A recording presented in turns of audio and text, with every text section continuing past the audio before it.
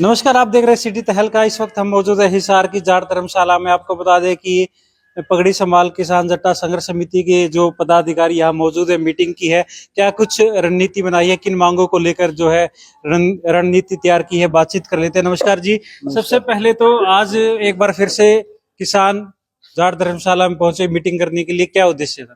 आज पगड़ी संभाल जट्टा किसान संघर्ष समिति की जो हमारे जिम्मेवार साथी हैं उनकी मीटिंग थी और काफी मुद्दों पर हमने आज चर्चा की है। सबसे जो अहम मुद्दा है वो गुलाबी सुंडी के कारण जो नरमा की फसल है, देसी कपास की फसल है, वो पूरे तौर पर नष्ट हो चुकी है। किसान उस फसल को बाने के लिए मजबूर हो रहे हैं। लेकिन ये दुर्भाग्य है कि हरियाणा के 16 जिले जिनमें कोई भी कंपनी फसल बीमा के लिए अभी तक नहीं आई है, उसमें हिसार भी शामिल है।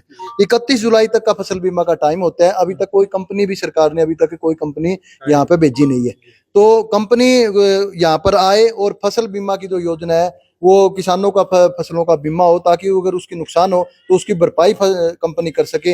एक तो इस मांग पे चर्चा हुई है। दूसरा, 9400 के करीब जो बिजली के कनेक्शन है वो 2018 से पेंडिंग पड़े हैं।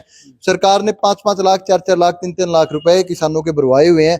वो बिजली के कनेक्शन फौरी तौर पे किसानों को मिले। तीसरा हमारी मांग ये थी कि 2020 से लेके 2024 तक के जो मुआवजे जो बाकायदा संगठन ने लड़के मंजूर करवाए, किसानों ने लड़के मंजूर करवाए, वो अभी तक तहसीलदारों के खातों में पड़े हैं, कहीं एसडीएम के खाते में पड़े हैं। वो मुआवजा सरकार द्वारा बांटा नहीं गया है, वो मुआवजा फौरी तौर पर बटे। इस मांग को लेकर और अन्य मांगे हैं हमारी। हमने कहा है कि 26 जुलाई तक सरकार इन मांगों को पूरा करे, वरना 27 जुलाई को हमारी कैथल के अंदर राज्य कमेटी की पगड़ी संभाल जट्टा किसान संघर्ष समिति की मीटिंग होगी और वहां पर हम फिर कोई बड़े आंदोलन की घोषणा करेंगे, क्योंकि चुनाव का टाइम है।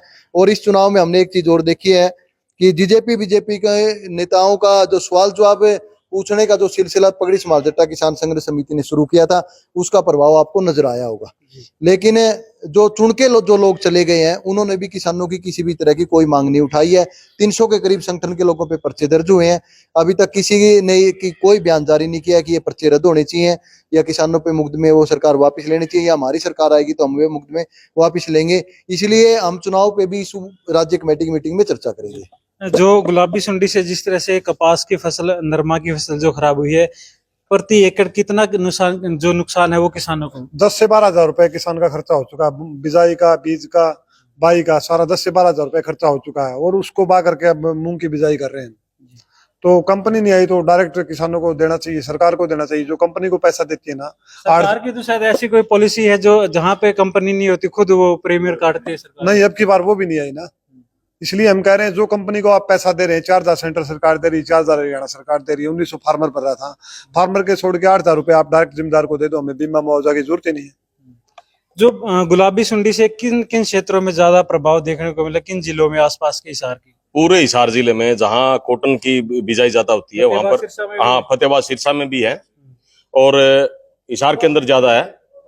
लेकिन ये सरकार आप कह रहे हैं, मान लो 2023 में सरकार ने जो बीमा किया था उनके पैसे भी आज तक इस सरकार ने नहीं दिए। 1,40,000 किसानों के जो पैसे काटे थे उनकी पॉलिसी रिवर्ट कर दी गई। उनके 6 महीने बाद में पैसे सरकार ने वापस डालने का काम किया।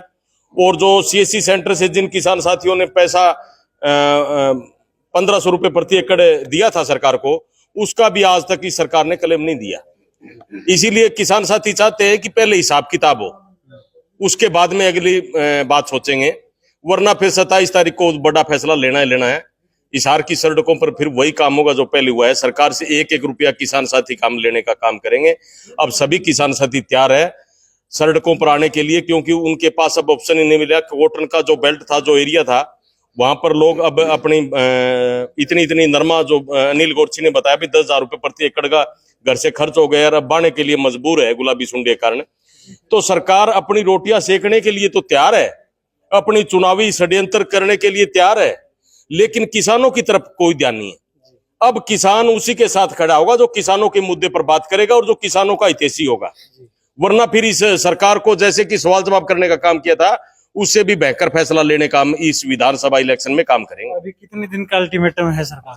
अल्टीमेटम 26 तारीख का है। 27 तारीख को फिर हमें बड़ी घोषणा करने का काम करेंगे और एक एक पैसा किसान साथियों का 2020 से लेकर आज तक जो रुका हुआ है वो एक एक पैसा इस सरकार से लेने का काम करेंगे। अच्छा, अगर जो आपने बताया कि कैथल में मीटिंग होने वाली है, कौन सी यूनियन यहाँ पहुंचेगी उस दौरान वहां पे? देखिए, ये पगड़ी समाल जट्टा किसान संघर्ष समिति का अकेले का ही है और उसमें तय करेंगे। आज इसी बात को लेकर के मीटिंग ही, क्योंकि लगातार किसान साथी दर दर की ठोकरें खाने को मजबूर है बीमा और मुआवजे को लेकर के, और ये सरकार अपने चुनावी प्रक्रिया में लगे हुए हैं, लेकिन किसान के जो पैसे खाते में आने चाहिए उस पर कोई बातचीत नहीं करना चाहते।